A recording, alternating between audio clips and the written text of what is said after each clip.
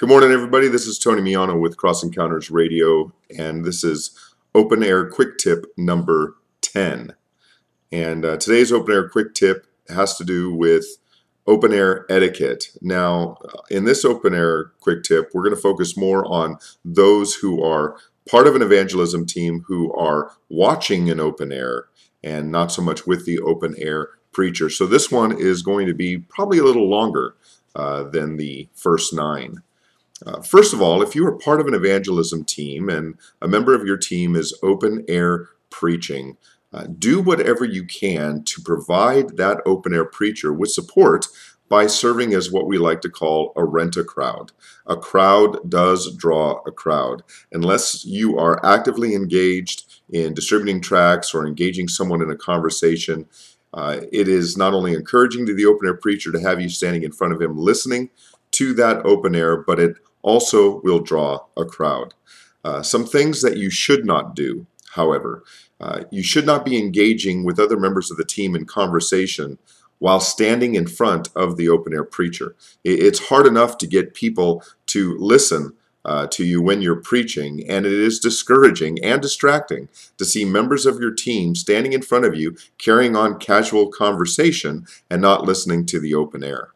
You never want to distribute tracts to people who are listening to an open air message. You want to stand on the periphery and you want to look for those people who may have been listening but then walk away and maybe hand them a tract at that time. Or you can hand gospel tracts out to people who are walking past but who are not stopping to listen.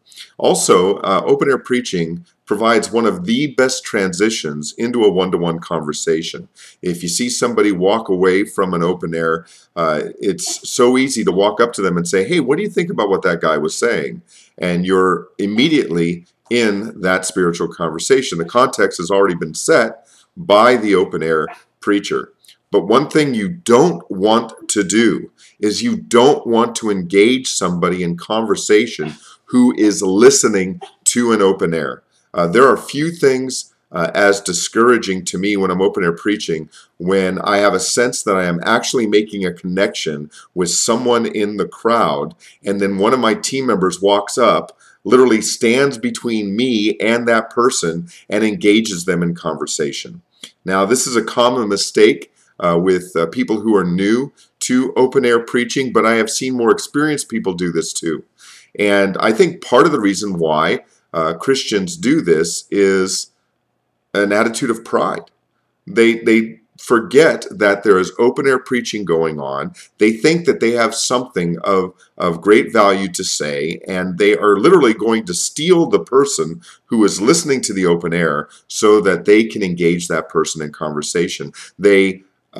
For whatever reason, they lose sight of the fact that the Holy Spirit might be at work through the open air preacher who is actually making a connection with this person. So whatever you do, do not engage somebody in conversation who is actively engaged in listening to an open air preacher. Trust in the sovereignty of God. Trust in the work of the Holy Spirit that may be taking place through the preaching of the gospel, and let the open air preacher communicate to that person.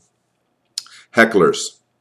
I never ask my team not to engage my hecklers. I tell them, don't you dare engage my hecklers. Don't take my hecklers. And I have been known, and some who may watch this video may be able to attest to this, I have been known to publicly embarrass a member of my team who interrupts the open air preaching and the dialogue with a heckler. I will look at them, I will point them out, I will call them by name, and I will say, "Leave my heckler alone." There's nothing, or there are a few things more discouraging to an open air preacher than to have a well-intentioned team member disrupt that open air because they just have to say something to a heckler, or they think they have a better response for the heckler than what the open air preacher is saying. And you shouldn't do that. And any good open air preacher will scold you for taking one of their hecklers. It's tempting. I know you want to come to the aid of the open air preacher because you love your brother and you want to provide him with backup and you want to help. But when you do that, you actually destroy an open air. You turn a dialogue between two people into an argument within a group. And I've seen it happen before. It's happened to me that an open air that is going really, really well, people are being drawn by the dialogue between the heckler and the preacher. Another Christian engages themselves in that conversation, and you lose the heckler, you lose the crowd, you lose everything, and the open air is destroyed. So never, ever engage a heckler unless you're asked to by that open air preacher. The open air preacher is the supreme allied commander of that open air. He is the only captain on that ship. And so if the open air preacher feels like the heckler is becoming too much of a distraction, he may, look at you or say something to you, like, hey, John, can you answer this guy's question for me? And then that's the cue to pull that heckler aside if you can and engage them in conversation so the open air preacher can get back on track. And good teams work these things out beforehand. They work out verbal cues, visual cues to let members of the team know when the open air preacher is calling for backup.